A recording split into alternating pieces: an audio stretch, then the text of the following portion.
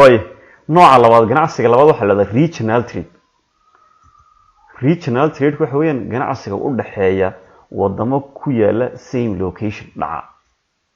Aan caalamka regions baa loo qeybiyay imka gobolada loo qeybiyay gobolada marka imka laga hadlayo ma gobolada yar yar ama marmar baa la israaciyaa wadamada caalamka adduunyada. For example wadamada bariga Afrika ku yaala oo dhan waxa la oranayaa region waxa la oranayaa waa la soo raacinayaa waxa la oranayaa for example East Africa regions. Way kuwa imka westiga ku yaala waxa la oranayaa West African regions kuwa centerka ku yaala waxa la oranayaa central country waxa la oranayaa Central African region Central and African regions marka waa la israaciyaa marka iyadoo markaas la isku raacinayo marka kelmadda region la isticmaalo marka regional trade waxa weeyaan ganacsiga ay wadaagaan wadamo ku yaala same geographical location ama same geographical region ama same geographical site wada dhaca oo ku yaala ganacsiga ka dhaxeeya ayaa waxa la oranayaa regional trade imka tusaale ahaan wadamada bariga Afrika ganacsiga ka dhaxeeya wadaagaan waa regional trade ma home trade ma aha international trade ma laakiin waa region trade waa regional trade ka marka waxa la yiraahdaa marka regional trade way is a trade between countries found in the same geographical region waa ganacsiga u dhaxeeya wadamo ku yaala same geographical region for example imka Kenya Somalia Uganda Tanzania Burundi Rwanda Djibouti Ethiopia waxay ku yaalaan same location ku yaalaan waa la yiraahdaa East Africa countries farlada marka wadamada Afrika la kala saaray marka ganacsiga ay wadaagaan ay isdhaafsanayaan waxa weeyaan wadanka kale wuxuu ka soo qaadanayo uu ka iibsanayo ama wadanka kale wuxuu geynayo waxa la oranayaa marka ganacsiga noocaas waxa la oranayaa marka regional trade marka waa dhowr wadan oo marka meel ku wada yaalo same location ku wada yaalo ganacsiga u dhaxeeya ee waxa la oranayaa marka regional trade way nooca saddexaad waxa la yiraahdaa international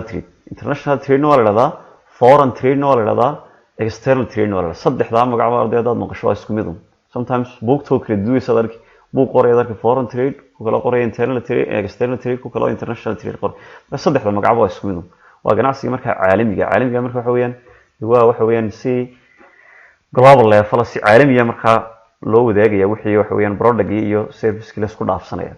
marka waxa weeyaan waa qaaradii baa la iska kala gooshiya ganacsiga noocaas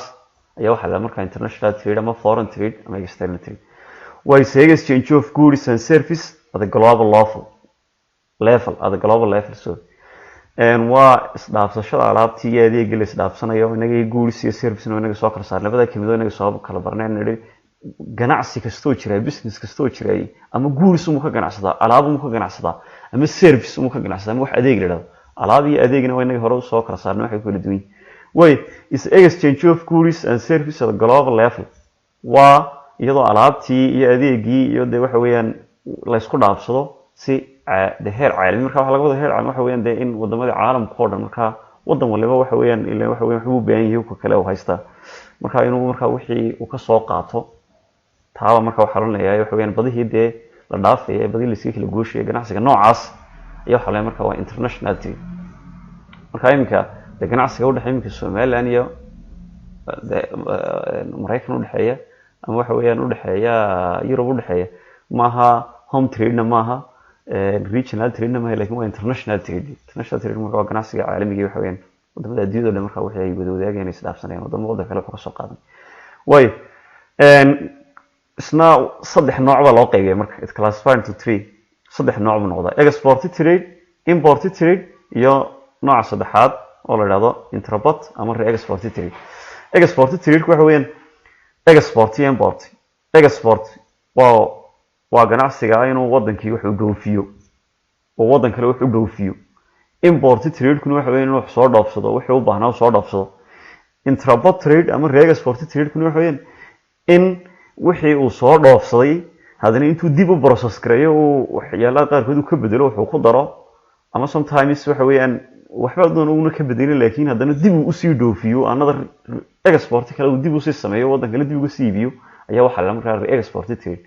marka saddexda nooc waxa ayaa loo kala saaray marka international trade way export trade waa maxay waa selling of goods and service to foreign countries waa in alaabtii adeeg iyo wixii la iibinayo laga iibiyo wadankii kale shay laga iibiyo marka wadanku marka markaa export trade uu sameeyo waxa weeyaan productgii uu soo saariyay iyo badeecadii wuxuu soo saariyay inuu markaa wadan kale oo ka fog ka iibiyo ayaa markaa waxa la oranayaa markaa waa export trade. For example Soomaaliya imka waxaan soo saarnaa Soomaaliya waxay caan aad ay ku tahay dhulka Soomaaliya caan ay ku yihiin waxa la yiraahdaa marka de xoolaha laga yimaado xagga cropska dalagga aad ay nagu caanahay waa muuska iyo Soomaalidu oo marka ganacsiga Soomaaliya tilmaamayo waxyaalaha aad ugu soo saaritaanka bedelaya adduunyada laga qaano waa imka baalka banaanada marka de Soomaaliya export ay ku sameysay waxa weeyaan wadamo badan oo caalamka marka ka iibis marka waa export trade marka waa productgaagii aad soo saarayso markaad ka iibiso cid kale oo ka fog kaaba marka waxa laga oranayaa export trade. Import trade kuma waa wixii aad u baahnayd inaad markaad ka soo iibsato wadankii kale marka waa buying kan ekiyo halku selling ka kan waa buying purchasing ama buying labadaba la waa buying of goods and services from other countries marka waa inaad alaabtii aad u baahnayd ee waxa weeyaan wadankaagii lagu soo saarayay gudihii lagu soo saarayay gudihii aan ka jirin aad u baahnayd inaad marka wadan kale aad ka soo iibsato ka fog ayaa waxa la markaa ganacsiga noocaas ayaa waxa la import means wixii waad la soo degtay waa internal economic waa in halka external ay ka tahay istaan way markaa imka waad aragtay waxyaalo fara badan baynu la soo degnaa inta badan waxaynu dhoofinaa u yeerihay export trade-keena uu yeerihay import trade-keena ayaa badan halka dambe aynu ku arki doonaa waxa la balance of trade marka laga hadlayo marka marbay kala badanayaan import iyo export wadan buu exportigiisu badanaya importigiisu yaraan mid kale importigiisa badan exportigiisa yaraan marka magacyo loo kala qaaqaana waana xaalado kala daran marka oo kala fiican oo kala wanaagsan way marka waad aragteen marka import trade-keena marka imka badan wax badan un baynu la soo degnaa wax baynu soo iibsanaayay laakiin inta badan waxaynu iibinaayay waa reer aad buu u yiri waa intrabot trade ama export trade maxaa la marka waxa la yiraahdaa waa purchasing inuu wadankii uu soo iibsado goods alaab uu soo iibsado from other country oo wadan kale ka soo iibsado and then selling them oo alaabta dib uga iibiyo to another country wadan kale dib uga iibiyo after some processing operation kadib isagoo markaa wax ka bedel ku sameynaya ama sometimes waxba ka bedeli maaye dib uu markaa u sii iibin wadan kale uu dib uga sii iibin marka ganacsiga noocaas ayaa waxa la oranayaa markaa waa intrabot ama re-export waliba inta badan intrabot lama yiraahdo waxa la yiraahdaa export trade waa in dib means again in dib markaa wixii aad iibso marka international trade ama foreign trade ama external trade saddexda nooc markaa ayuu noqdaa export trade import trade iyo re-export trade marka in export trade means inaad wixii aad iibso import trade wixii inaad soo iibsato re-export trade inaad wixii aad soo iibsatay waxaad ka bedesho ama sometimes waxba aad ka bedeli weyday laakiin aad dib aad u siibso way marka kaana saddexda nooc baa loo kala saaraa saddexda nooc ayaa loo kala saaraa waa inta waxa dheer furthermore international trade can be bilateral or multilateral way magacyadan kale iyagana waa la sheegay international trade ku inta badan way laba u noqon kara labadan u noqon kara sometimes labadan kelmadooda la sheegay bilateral trade bilateral trade waxa weeyaan ganacsiga u dhaxeeya laba wadan oo kala fog international trade ku inagana waa ganacsi waxa weeyaan caalami Soomaa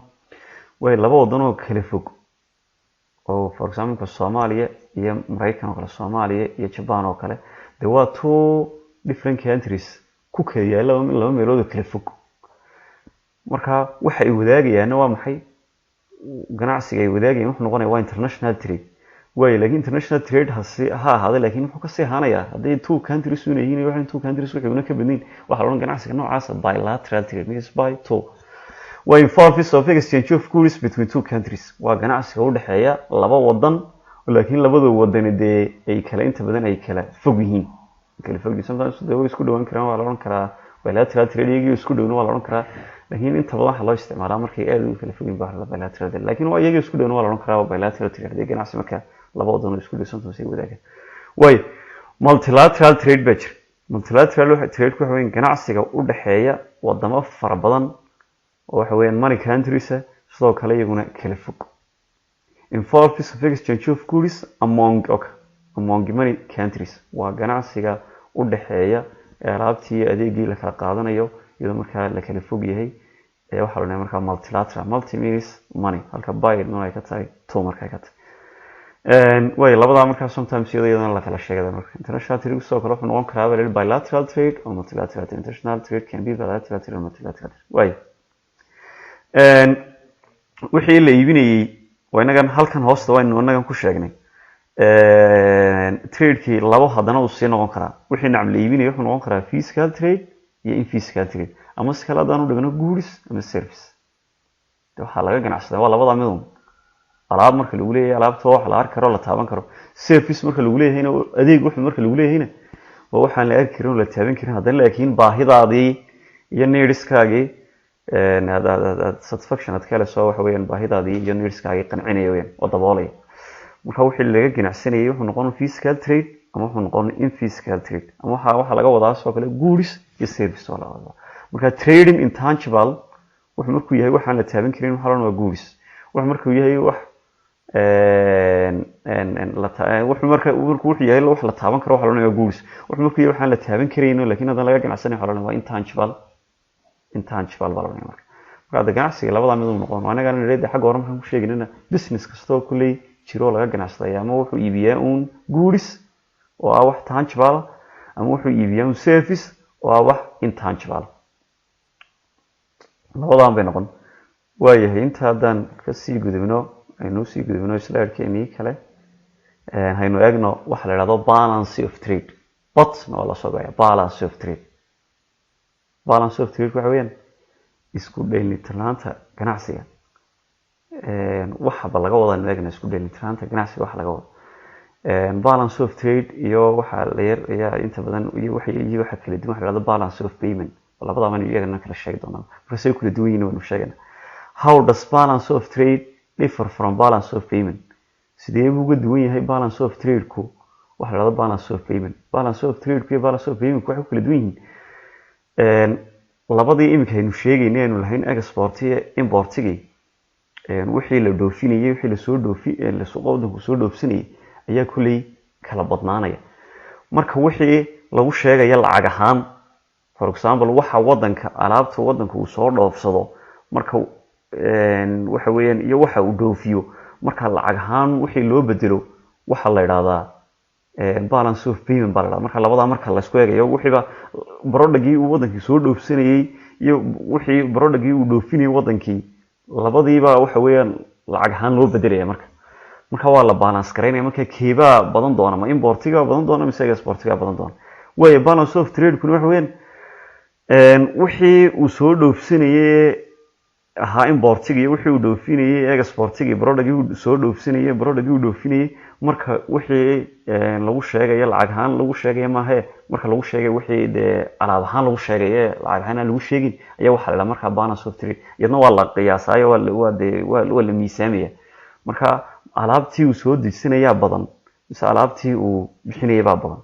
marka balance of trade marka lagu sheegay wixii alaab ahaan lagu sheegay waxa weeyaan wixii lacag ahaan ay leeyihiin. marka lacag ahaan waxay tahay payment baa loo marka bot iyo bob labadaba loo soo kala gaaray. marka how does balance of trade differ from balance of payment? marka balance of payment iyo balance of trade waxay kaliya sheegan. balance of trade oo bot loo soo gaabiyo is a difference between countries total export and total import. marka waa marka la tilmaamayo faraqa u dhaxeeya wadankii wuxuu soo dhaafsaday iyo wixii uu dhoofiyay laakiin marka lacag ahaan laguma sheegay laakiin waa product-gii sidiisa la sheegay alaabtii sideeda la sheegay. balance of payment kuno iyadna bob loo soo gaabiyayna waa is a difference between amount of money that comes into a country and the amount that goes out of it. marka waa iyadna product-gii wixii la soo dhoofsanayay iyo wixii la dhoofinayay importiga exportiga oo lagu sheegay lacag ahaan lagu sheegay ayaa waxa loo marka balance of payment. waayahay positive and negative balance of trade. bal waan eegna hadda positive iyo negative kiisa mid walba eegna. mid walba positive iyo negative kiisa eegna. bal way kan hore aynu soo qaadano. when exports are greater than imports then the balance of trade is positive. marka wadanku waxa uu dhoofiyo waxa weeyaan adduunyada kale uu dhoofiyo ama wadamada kale uu dhoofiyo ay ka badan tahay waxa uu soo dhoofsado wadanka ganacsigiisu waa positive. waa ganacsi fiican ama waxa la yiraahdaa favorable trade. balancegiisu wuu wanaagsan yahay, wuu fiican yahay, means waxa uu dhoofiyo ayaa ka badan waxa uu soo dhoofsado. Waxa uu soo dhoofsadaa yar, waxa uu dhoofiyaa markaa fara badan. marka sidaa daraadeed lacag fara badan baa soo gashay, lacag fara badan kama baxdo, lacag fara badan kama baxdo. kaaba markaa waxaa la odhanayaa markaa dee miisaanka la tilmaamayo waxa weeyaan waa uu fiican yahay. marka way ta kale, when the imports are greater than the balance of trade, when the imports are greater than the export, the balance of trade is negative, ama waa unfavorable ama adverse. way markuu wadanku haddaba tana waa markuu importigiisu waxa uu soo dhoofsaday ay ka badan tahay waxa uu dhoofiyay, miisaanka markaa labadaa u dhaxeeya waxa weeyaan labadaaba la isku miisaamayay waa negative. waxa weeyaan wadankaasi wuxuu ku jiraa deficit, buu ku jiraa deficit. xagga kale uu kaga jira surplus, uu kaga jiro kale deficit buu ku jiraa. marka ganacsigiisaasi waxa la odhan waa unfavorable ama adverse, waa mid aan wanaagsanayn oo xun baa la odhanaya. marka imika inaga tusaale ahaan dee inagu kaa dambaynu nahay, haddaan imika waddankeena aynu ku dabaqno waxaynu nahay ka dambe sooma, oo waxa aynu soo dhoofsano importigeena ayaa ka badan exportigeena. sidaa daraadeed miisaankeena ganacsiga jiraay waa negative ama waa adverse balance of trade. marka inagu waxa weyn xaaladdeena markaa way adagtay. marka lacag fara badan baa inaga baxdee, lacag fara badan inama soo gasho weyn macnihiisu. marka dee waddankiina marka halkaaba laga garanaya waddankaasi markaa inuu fiican yahay, waxa weeyaan dhaqaalihiisa iyo ganacsigiisu wanaagsan yahay, ama inuu liito halkaaba laga garanaya. marka labadan baa la eegaa, importiga exportigan baa la eegaa, say u kala badan yihiin. wana waddanka ama importigiisa badan mise exportigiisa badan. marka haddii exportigiisu uu badan yahay, importigiisu yar uu fiican yahay, de haddii importigiisu uu badan yahay, exportigiisu uu yar yahayna de xaaladiisa dhaqaalaha ama xaaladiisa ganacsi aad iyo aad bay u liidataa weyn. sometimes ba laakiin ay inkastoo ay yar tahay, laakiin waxa jira marmar ay isku mid ay noqoto ayaa jira, laakiin way yar tahay, waa reer kulley way kala bataan. taaba marka waxaa la dhahdaa inta badan waxaa la dhahdaa balance of trade equilibrium, equilibrium is equal. mar waxaa jira markaa ay isla ekaadaan importiga exportiga, laakiin inta badan aad bay u yar tahay in la arkaayo, oo waxa weeyaan waa scarce. waxaan jeedaa waa reer. way note fiiro gaara, sometimes waxa dhacda markaa inay isla ekaadaan, laakiin way yar tahay. oo maxaa isla ekaanaya? importiga exportiga isla ekaanaya. marka balance of trade equilibrium baa la dhahdaa, bet baa loo soo gabay. waa when the value of import equal to value of export. waa marka wixii la soo dhoofsanayay wixii waddanku dhoofinaya ay isla yihiin, laakiin inta badan way yar tahay, dee way kala bataan, ama importigan baa bata ama exportigan baa bata. marka waxaa la dhahdaa the balance of trade. marka halkaabaa laga qiyaas qaataa dhaqaalaha waddanku inuu fiican yahay iyo sometimes halkaabaa laga qiyaas qaataa. waxa weeyaan waa meelaha waa faktarada la eegay ka mid yihiin, ama waa meelaha la eegay ka mid yihiin importiga exportigu. waayahay importiga exportigu faa'iidada ku jirta importance of balance of trade. balance of trade-ka muhiimadda ku jirta maxay tahay? waddanku means in exportigiisa iyo importigiisa uu ogaado ama la ogaaday waxa ku jirta waa maxay? kow, it shows how a country competes in a global marketplace. waxa la ogaanayaa niyo sidoo waddanku halku tartanka halku baladiyadu kaga jira la ogaanayaa. de ilaa waxa weeyaan haddaad waddan wax badan soo saaraa tahay, de waxa weeyaan waddan waxa weeyaan competition fiican caalamkii kaga jira tahay, de global marketplace-kii de waa laga qaanaa. waxa weeyaan waa waddan la qaanato wax soo saaro, waxa weeyaan de waxa weeyaan tartan ku jiro oo la garanayaa. marka waxa muhiimadda ay leedahay waxa la ogaanayaa waddankan bar horta waxa weeyaan suuqii iyo marketkii adduunyada halku kaga jira halkaaba laga garanaya. marka hadda inagu kuma jirnaba, inagu waddanka inagu Soomaaliya kuma jirnaba wax la global marketplace kuma jirnaba, oo sababta hadda exportigeena ma jira. way talabaad lagu ogaanayo waxa weeyaan faa'iido labaad waxa weeyaan it determines the health of economy. way waxa lagu ogaanayaa badqabka ama waxa weeyaan inuu waxa weeyaan dhaqaalaha waddankaasi caafimaad qabade. waa halka go'aaminaysa weyn, halka determine garanaysa go'aaminaysa. oo mar kasta oo exportigaagu badan yahay importigaagu yar yahay, de waxa weeyaan dhaqaalahaagu fiican yahay weeyaan. badqabka dhaqaalahaaga ama caafimaad qabka dhaqaalahaaga ama ganacsigaaga waa waxa go'aaminaya exportiga iyo importigu. faa'iidada bay markaa leeyihiin. marka inuu dhaqaalahaagu caafimaad qabayo inuu buko waa halka lagu ogaanayo weyn. soo kale waa halka lagu ogaanayo relationship with the rest of the world. xiriirka adduunyada la leeyahay waa halka lagu ogaanayo. de wadana waxba soo saarin waxba aan dhoofinin, de inta badan maaha waddan adduunyada saameyn kula dhaqaalahaan oo waxa weeyaan de maaha saameyn badan loo ma la garanay inta badan ma way markaa faa'iidadaadu markaa ay leedahay balance of trade ku exportiga iyo importigu labada shay la isku balance gareynay faa'iidada markaa ku jirta in la ogaado faa'iidada ku jirta way haddaan intan yadna si guud iyo dul marno ganacsiga si guud bil faa'iido ganacsigu leeyahay maxay ganacsigu ku leeyahay faa'iido leeyahay kooda dharagsantiin waa maanta ma isku tilmaamano laakiin bal afartan qodob ma ka qaadana si guud in general ganacsi inuu yimaado faa'iido ku jirta way horta kooda ganacsigu waa source of revenue for government waa il kamida waxyaalaha ama revenue ama dakhliga waxa weeyaan dawladda ay waxay ka hesho revenue ودخل بالله revenue income na way kala duwan income ku waa ka shakhsiga qofka waxa soo gala beermonti oo soo gala ama beer daily soo gala ama beer week qofka waxa soo gala waa income balada qofka jeebkiisa ku soo dhacay lacag laakiin revenue waxa la yiraahdaa waxa ay jeer business ku huwideysna as waxa weeyaan lacag ahaan u soo gala ayaa waxa la revenue la dawladda sidoo kale waxa dakhliga lacag heshiiyay revenue wala marka revenue income kala duwan income ku waa ka shakhsiga revenue guna waa ku dawladda heshaa ama business oo hel way marka waa il horta dawladdu waxay dhaqaalaha cash oo markasta oo waxa weeyaan trade ku farabato waxa weeyaan meherado badan baa imanaya businesskii baa weynaanaya saadiradeed dawladdii tax bay helaysaa in dawladdu systemka waxay ku heshay lacag ku heshay waa cashuurun wayada waad aragteen wax walba oo la cashuuraya marka damoor marka trade ku bato damoor businesskii uu bato wuxuu ogeysto waxa weeyaan dawladdii cashuur fara badan tax fara badan baa soo galayso faa'iidada ay marka dawladdii u leedahay way talabaad ganacsigu leeyahay faa'iido labaad leeyahay kamid ah leaders to development of settlement ganacsigu wuxuu keenaa waxa weeyaan in deegaanka la yiraahdo uu bato waxa weeyaan uu kordho oo aad aragteen magaalada ka ganacsi badan tahay markuu magaalada business ku bato waxaad moodaa waxa weeyaan meherada ay bataan waxa weeyaan shaqadii baa badanaysa markii dadkii baa badanaya waxa weeyaan dhismihii baa badanaya waxa weeyaan magaalooyinka way weynaanayaan waxa weeyaan way kordhayaan dadka xagii population dadka xagii size-kii marka waad aragteen magaalooyinka waxa weeyaan magaalooyinku siday u kala dhaqdhaqaaq ganacsi badan yihiin waxaad moodaa inay u kala korniin badan yihiin haday tahay xagga tirada dadka iyo haday tahay xagga waxa weeyaan deegaan dhismihii iyo waxaas ay u kala badnaanayaan waxa weeyaan waa marka soo ganacsigu bato waxa badanaya development of settlements-kii baa badanaya inta yadna waxa weeyaan haddaan intaa taana ka gudubno soo kale waxa weeyaan faa'iido ganacsigu waxa employment shaqo abuuris bay imanayso waxa weeyaan marka soo ganacsigu bato waxa weeyaan shaqaale badan baa waxa weeyaan la shaqaaleysiinaya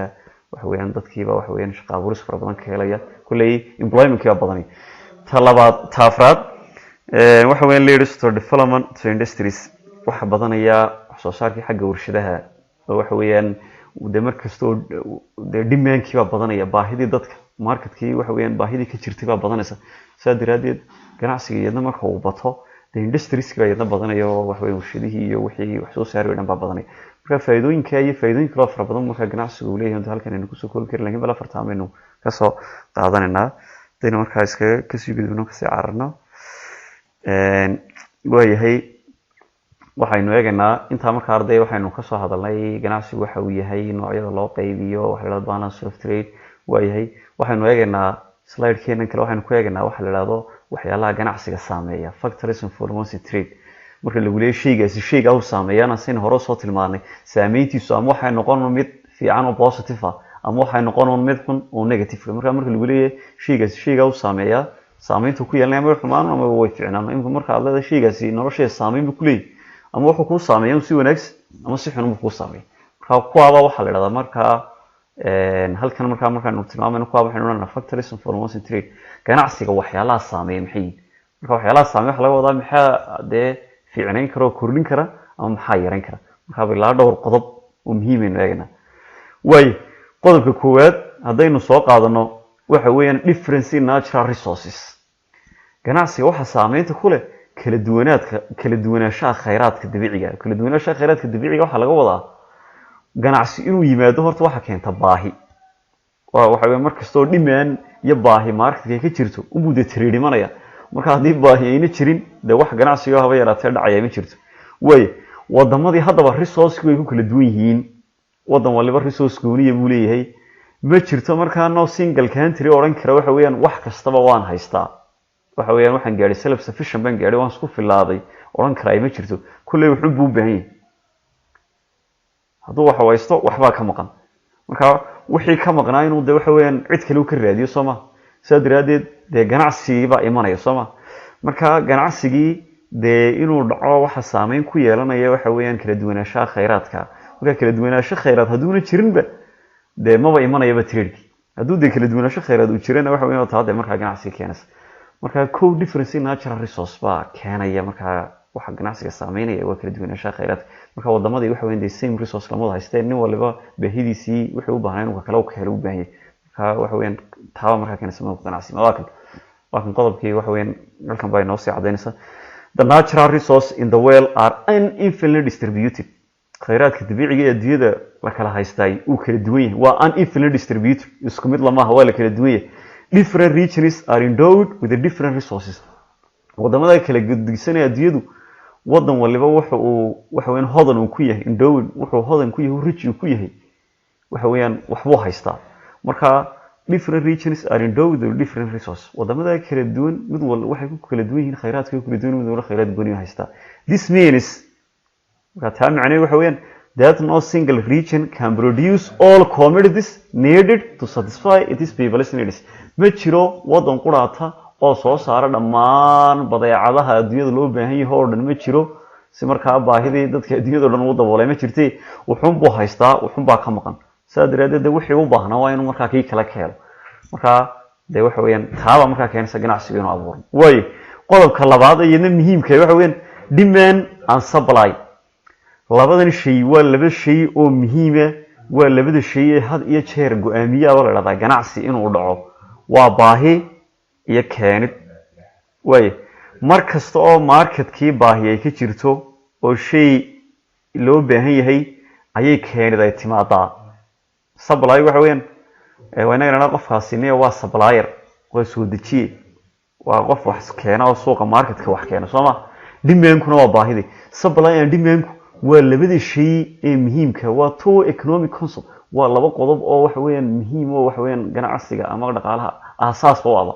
markastoo baahi demand ay jirto unbu supply yimaadade marka waxa wada shaqeeya afartan baa wada shaqeeya demand and supply iyo price iyo quantity inta way wada shaqeynayaan quantity waa cadadkii wixii wax laga keenay way imka tusaale ahaan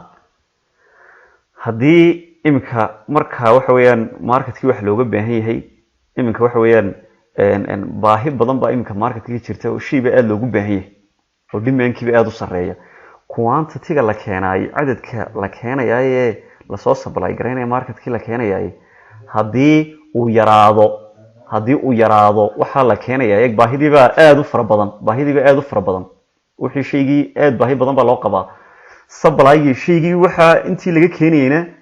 quantity-giisina wixii la keenayna waa wax yar waxa had iyo jeer marka waxa weeyaan de qiimihii marka shaygii lagu iibinayay ganacsiga marka kor buu qaadnayo had iyo jeer waa meelaha dadka ganacsatada ay ka macaashaan for example qof businessman aad tahay waxaad aragtay shay aad suuqii looga baahan yahay baad aragtay dabadeedna quantity wixii aad ka keentay baa wax yara xoogaa ka keentay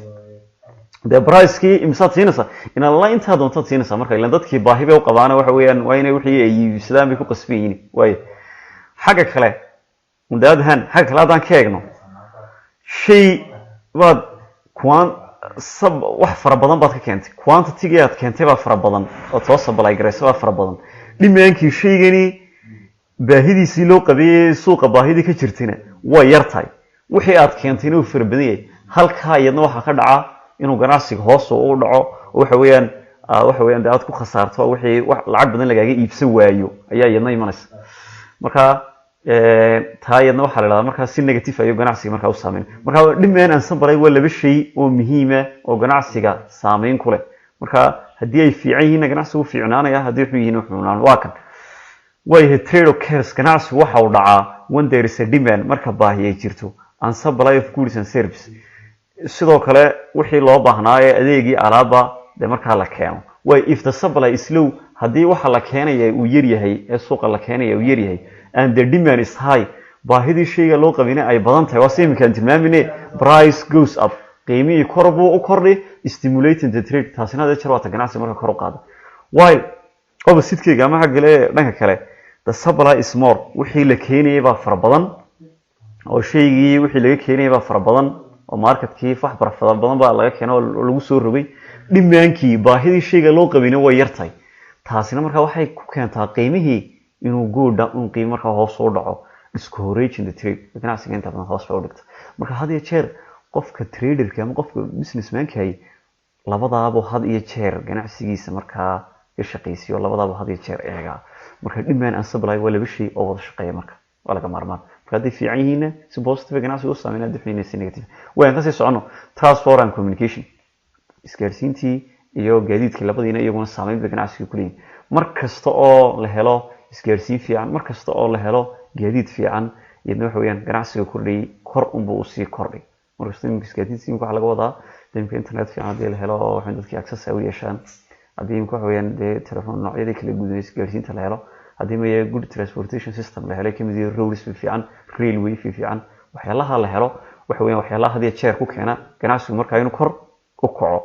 way adequate and efficient means of transport and communication transportation and facilities fiican iyo communication facilities fiican haddii la helo waayahay are essential process of trade dee laga maarmaan bay u yihiin markaa ganacsigii while poor transport and communication service haddii transportation xun iyo waxa communication xun uu jirana discouraging the trade ganacsigii iyaguna hoos bay u dhigayaan because cost of transport goods to market becomes expensive waxa weeyaan for example imika haddii poor transportation xun uu jiro dee qofkii imika businessmankii markuu alaab meel ka soo qaadanayo meel kale uu keenayo cost fara badan ma markaa kaga soo baxay dabeedna dadkii kaleba markaa costkii uu sii saaraya iyo lacagtii uu sii saaraya oo isna kusii dalacaya marka transportation fiican iyo communication fiican oo la helay labadan waa inagii si faahfaahsan uga hadalnay kusii raagi mayne cashiradii dee kan ku reebaynu si detail faahfaahsan uga hadalnay waxa weeyaan in labadan oo wanaagsanaado fiicnaaday ganacsiga kor u qaaday in labadan oo xumaaday ganacsigii bay hoos u dhigayaan marka waayahay waxa kaloo iyadna muhiima populationkii waa tiradii dadka waayahay dayadna marketka saameyn bay ku leeyihiin ama ganacsiga saameyn bay ku leeyihiin where large population or one with high purchasing power provide a large and ready market for goods and services encouraging trade imika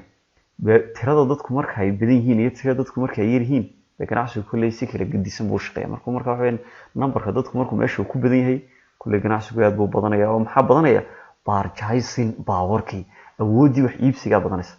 marka tiradii dadku ay yar yihiin waxa yaraanaya purchasing powerkii waxa imanaya less purchasing power oo wada aragto magaalada ay ka population badan tahay way ka ganacsi badan tahay way ka dhaqdhaqaaq badan tahay marka ganacsigii tiradii dadkuna saab u saameeyay way where large population marka tirada dadku ay badan tahay or one with high purchasing power way awoodda dadku ay wax ku iibsanayaan aad ay u sareyso provides large and ready market waxa imanaya marketkii inuu aad u weynaado oo marketkii aad u xoogaysto for goods and service alaabtii la iibsanaya aad inay u badato adeegii la iibsanaya aad u bato taasina encouraging trade ganacsiga kor u qaadayso marka tirada dadka ee meesha ku noolna saameyn bay ku leeyihiin marka ganacsi capital lacagta ayadna kamid lacagtiina waaba meeshii waxay ka dhaqaaqayeen waa shidaalkii dhanaa lagu dhaqaaqayo if you have no money if you have no capital if you have no investment if you have no fund waxba you cannot marka make any business or any trade lacagtina dayadna waa laga maarmaan waa si fiican baynu garanaa money is a very important item in a business transaction lacag inay timaado oo lacagtu muhiim bay u tahay in marka business transaction uu dhaco oo wax la kala iibsado it is the medium of exchange sidoo kale waa wixii wax lagu kala iibsanayay waxa labada qof ay kala badin however undeveloping countries wadamada had iyo jeer waxa weyn dhaqaalahoodu iska dhiitay waxa weeyaan hoos dhaqaalahoodu waxa weeyaan ama ku hooseeyay most people may not manage to start a large scale trade dadku inta badan ma awoodaan inay waxaan ku raadayay wax badan iibsadaan maxaa yeelay dadkii wixii soo galay baaba yarba marka lacagtii mid way noo noqon kartaa tii businesska lagu bilaabayay way noo noqon kartaa haddii taan lahayn deedna waxa ma suuroobayaan trade ma imanayo soo kale lacagtigeedna waxa weeyaan halkii kale ayadna waa ka muhiim waa wixii wax lagu kala bedelinayay labada arrimood bay u shaqeynaysaa kuwa wixii wax lagu kala bedelinayay laba waa wixii wax lagu bilaabayay wayna marka waa laga maarmaan marka undeveloping countries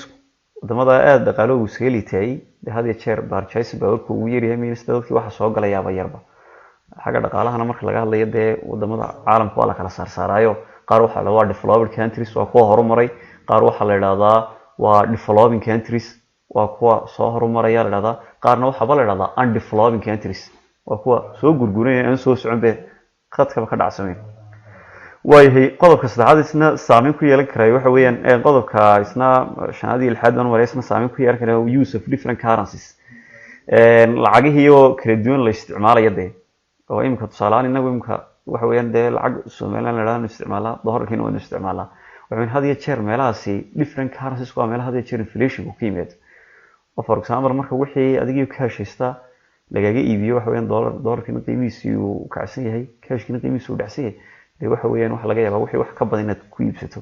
marka iyadna saameyn bay ku leedahay different currencies ka la kala gedisan la isticmaalayaa ganacsigeedna saameyn bay ku leedahay oo use of a foreign currency lacagaha kala duwan la isticmaali kara Soomaaliya among countries ee wadamada u dhaxeeya can act as an obstacle sometimes carqalad bay ku noqdaan oo challenge bay ku noqdaan ganacsiga because of varying rates of exchange maxaa yeelay sixirkii isku bedelkooda markasta kala gedisanaan lacagihii way kala gedisanaanayaan marka imka hada jeer way dagaarko waxa imkayna wareeriyay inflation ka sixir bararka inagu wareeriyay waa different currencies kan isticmaalna lacagaha kala gedisan isticmaal dollar baa la isticmaalaa euro la isticmaalaa Suudiyan baa la isticmaalaa Soomaaliland baa la isticmaalaa waxa soo dhan waxa keenaya marka waxa weeye rate-kii inuu kala duwanaado inflation u yimaado way taasina iyadna saameyn bay ku leedahay way kale iyadna saameyn ku yeelan kartaa iyadna muhiimka waxa weeyaan political relationship xiriirkii xagga siyaasadda oo waxa laga wadaa wadamada imika qaarkood baa waxa weeyaan de waxa saaran ba political sections waxa weeyaan siyaasad ahaan bay cunaqabateen u saaran tahay marka imika wadamada noocaas oo kale de imika waa taqaan caalamka imika Iran wadamada noocaas ka mid ah marka imika hadii wadankii siyaasad ahaan cunaqabateen u saaran tahay kale deedna had iyo jeer waxa dhacaysa inuu trade badan uu jirin oo wadankii waxa weeyaan socodkiisa xataa guduhu uu yaraado wax badan de wadankii ma soo galayaan waxa weeyaan wax kale dibadda uga yimaadina ay jiri waayaan marka siyaasadda sometimes wadanku uu leeyahay wadamada kale iyadna saameyn bay ku yeelan kartaa way political hostilities discourage the trade leading to total ban tusaale ahaan imposed trade sanctions on a country haddii wadanka ka waran cunaqabatayn xagga ganacsiga ama dhaqaalaha la saaro de waxa weeyaan iyadna saameyn ku leeyahay negative ayay ku yeelan doontaa waxa weeyaan ganacsiga ku yeelan doontaa ka sii socono waayahay slide-keeni ugu dambeeyay baynu ku jirnaa waayahay waxaynu eegaynaa isna iyadna saameyn iyadna ku yeelan karaa waxa la yiraahdo trading blocks ama economic union blocks waxa weeyaan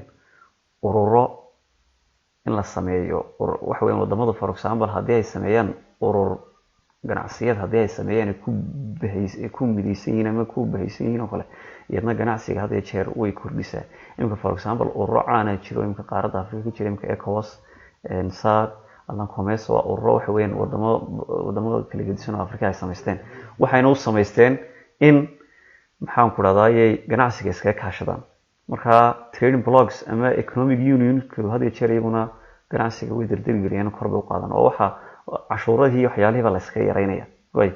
economic associations among countries aimed at promote regional trade among countries can encourage trade between countries marka inay wadamadu ay sameystaan ururo ganacsi ku midaysan yihiin waxa weeyaan iyadna waxa weeyaan ganacsiga koran bay u promotion ku sameeyaan koran bay u qaadi oo wax kala ma de waxa weeyaan wax badan baa la isdhaafsanaya waxa la iska deyn doonaa tariffs iyo cashuuraad farbadan xaalad badan baa la iska deyn doonaa marka taasina iyadna kulay way waxa weeyaan waxyaalaha iyadna keeni kara inuu ganacsigu kor u qaadmo haddii ayna jirin iyadna waxyaalaha keeni kara inuu ganacsigu hoos ku dhaco waayahay ta kale iyadna muhiimka saameyn ku yeelan karta ganacsiga ma wanaajin karta ama waxa weeyaan xumeyn karta waxa kamid ah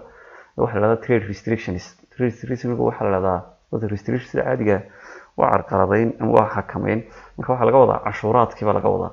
cashuuraadka la qaadayo way noocyo fara badan laakiin saddexda nooc baan ka soo qaadanaa trade restrictions waa inta badan la isku dhaca marka waxa kamid ah tariff quota total ban kuwa baan marka tilmaamayna way saameyn bay ku leeyihiin both internal and external trade ama ganacsiga internal trade noqdo ama external trade noqdo saameyn bay ku leeyihiin tan imkaan soo qaadana cashuurta la tariff ama custom duties baa cashuurta tariff la waxa weeyaan waa cashuurta had iyo jeer wadanku uu saaro badeecad uu soo dhoofsaday oo wadan kale uga timid waxa weeyaan taasoo marka badeecada marka wadanka kale uga imanayso wax laga yaabo wadankiisa way ka jirtaa waxa weeyaan wadanka waa laga soo saaraa marka tii wadankiisa ka jirtay ayuu doonaya marka wadankii inuu ku dardargeliyo tii wadanka ka jirto rabaa in la isticmaalo sida daraadeed tii dibadda ka imanisay ayaa markaa tagaskii cashuurtii lagu badinaya si tii wadanka ka jirtay domesticii kor loogu qaado marka waana had iyo jeer waana muhiim imika waxaad arkaysaa wax badan oo wadanka laga soo saaro oo haddana waxa weeyaan dibaddii laga keenay ad arkaysaa oo waxa weeyaan wixii wadanka ka jiray uu ka jaban yahay wixii dibadda laga keenayay marka waxay ahayd in waxa dibadda laga keenayo tagas badan la saaro si markaa isticmaalkoogii u yaraado kii wixii gudaha ka jiray wadankii gudihii laga soo saarayna uu markaa isticmaalkiisu u bato oo tagaskii cashuurtii loogu yaray marka taarif cashuurta baa cashuurta markaa wadanku uu saaro barodhag uu soo dhoofsado waxa weeyaan uu soo import garaysto uu soo dhoofsado barodhagaasina markaa uu reeri wadankiisi markaa uu kasii jira marka wuxuu rabaa markaa kan wadankiisa inuu markaa uu ku dhiirigeliyo dadkii businessmankii ama traderskii kaaba markaa cashuur saaray taa markaa waa taarif markaa waa tagas waa cashuurta levied by country wadanku uu saaro on a particular type of commodity nooc ka mid a badeecad way imported uu soo qaatay in order to protect its domestic industry isagoo eegaya markaa tiisii gudaha ka jirtay markaa wuu soo saaraa badeecadan dibadda islaayadin baa dibaddii laga keenaa marka tii dibadda laga keenaya markaa tagaskii la saarayayo cashuurtii la saaraya lagu badinaya taa marka waxa la taarif way total ban baa jirta total bank waxa weeyaan waa wadan baaba for example waaba inuu barodhag uu soo qaataaba total lagaba mamnuucayaaba oo tan imkaan ka sheekeynayna for example barodhagii iminka halkii cashuur laga saari lahaanba waxa leeyahay total ban waxa weyn in la mamnuuco la joojiyo oo la yiraahdo war barodhagan iyo waxaan ku yiraahdaa alaabtan wadankii ka jirta sida daraadeed dibadda lagamaba keeni karaba total ban baa la saaray total ban marka waa complete restriction of importation of a particular commodity to protect this domestic industry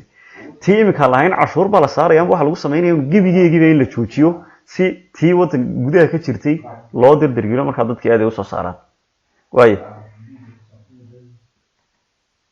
last baan marka eegnaa koto waxa weeyaan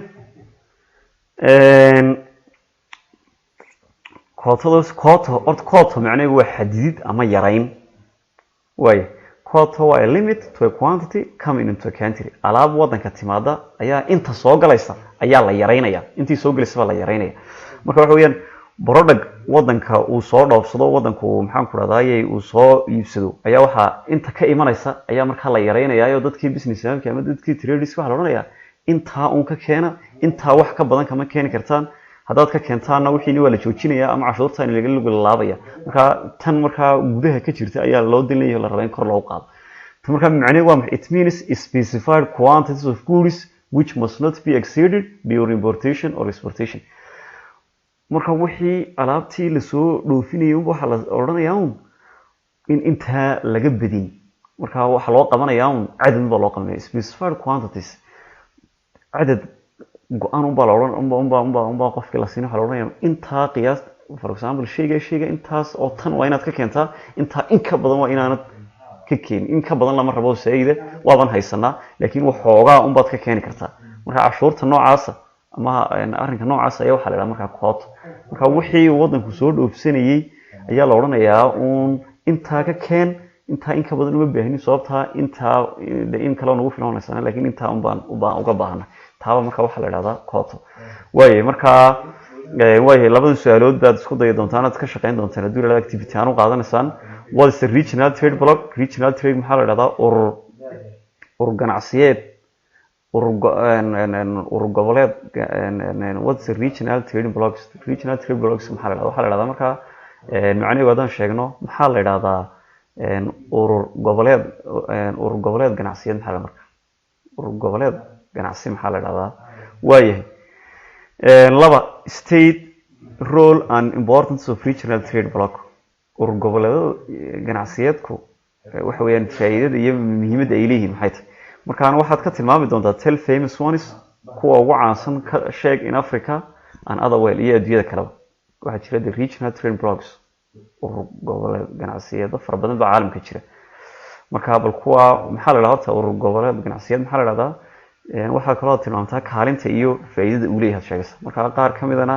bal magacow oo qaaradda Afrika laga helo iyo kuwa kale caalamka jira halkaa markaa chapterkii inaga dhan yahay aad iyo aad baad mahadsantihiin. asalaamu calaykum waraxmatullaahi wabarakaatu.